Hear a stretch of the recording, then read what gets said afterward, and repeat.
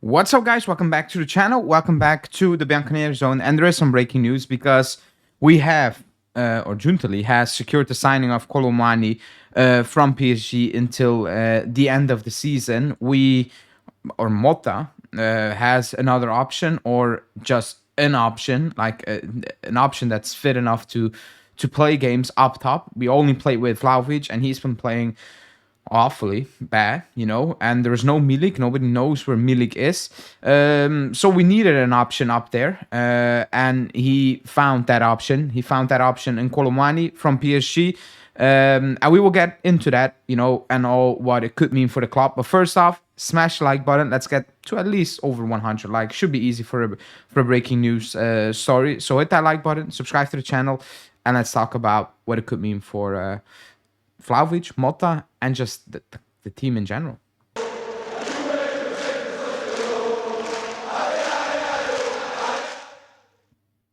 Okay, so we knew in the summer we had a problem when if Vlahovic went down, because we didn't have an option, and it's not helping obviously Vlahovic because he's playing a lot and he's not playing well, which results in not helping us, not helping the team, because it's just bad game after bad game. So we needed to do something in this transfer window, and the option was Kolo Muani. Apparently, Zirkzee's name was out there, Fulkrug's name was out there, Lorenzo Luca from Udinese was out there, and I'm probably missing a few others as well. But it has been Kolo Muani, who can leave PSG because they got Farah as well, and they were trying to move on from Kolo Muani. He got overpaid. I don't know how much PSG paid. I'm going to say around 70, 80 million euros, I think it was, from Frankfurt.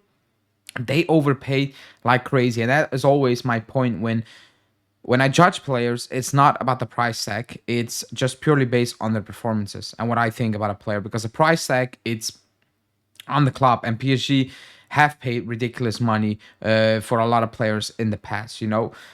At Frankfurt in the German league, he was incredible. He looked like a goal scoring machine, and you might say that Jovic looked like that, and is a Marmoush as well, going to City. All these players, I don't know how they spam these players out there, but they all look fantastic and all look like they have an insane high ceiling and potential. And obviously Kolo Muani has not reached that ceiling, and maybe it was because of the price tag and so on. So is he an option that is going to get a lot of fans excited? No, I don't think anyone is really excited and through the roof. I think it's more about we got an option. Like, we actually got an option. No matter what it is at this moment in time, we have something to use, in going into games, going into weeks, when we have an injury, or we need something from the bench, or Vlahovic is playing like he's playing, and you're like, okay, now it's your turn. Like, show me something, because what we've seen from the only option we have right now is not good enough. I think it's more of that. It's more of a relief that there is somebody in there. He's not like Vlahovic, obviously. He's technically better, in my opinion. He's more mobile. I think he's faster as well. He moves more. He moves way more than Vlahovic as well. I think what I do like about him right now, obviously his form is not what it should be, considering the potential he had, and maybe still has. I do like his movement in the box. Now, that might be an issue, because the way we play with our wingers, it's like you can have a lot of movement in the box.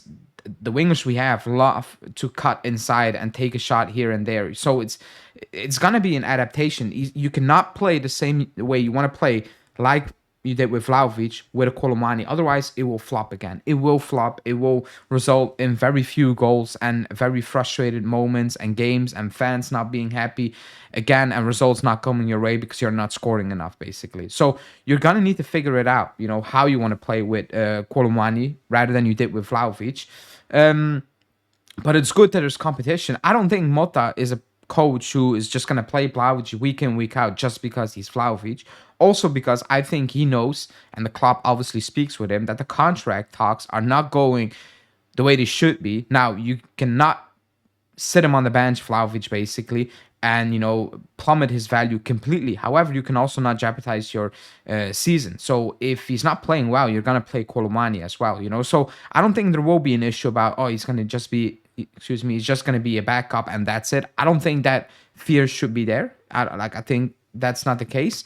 It's just good that we have an option. Like I said, it's not the most exciting one. I didn't expect that in January, especially when Vlahovic is at the club still.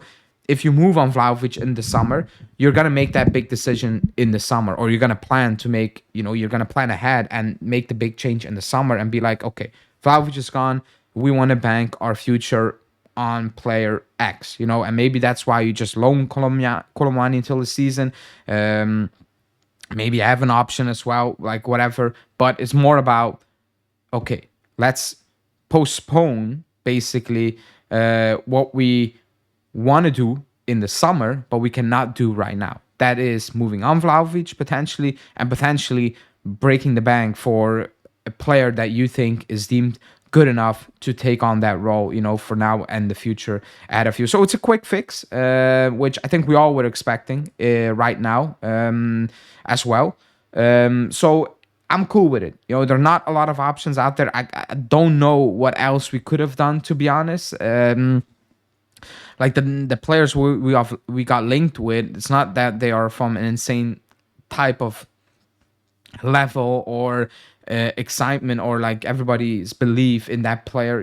For example, it's not that you're getting linked with I don't know, Sesko or Gyökeres. Like, you're not getting linked to these players, and even you might not like these players, but that, like, the hype players, let me call it that. But you need to do something. I think it's too late already, but that's a different topic. Giuntoli needed to do something because you only have Vlahovic, and he's not playing bad. He's playing bad, missing games, and you had nobody. And you're playing with Nico Gonzalez up there, and McKennie, slotting in potentially as well. Or Yield is taking on that role. You have Way Out tried that role already, and it's just not working out. You need somebody who is more natural to playing in those positions rather than just hoping some of the players you already have can, switch positions and get it going. That's too big of a risk. And you do that by potentially, hopefully, not spending way too much. We will just only know if it's really, really confirmed, with the official statement. I think at that moment in time, the leaks are better and it's confirmed by the club. But that's it.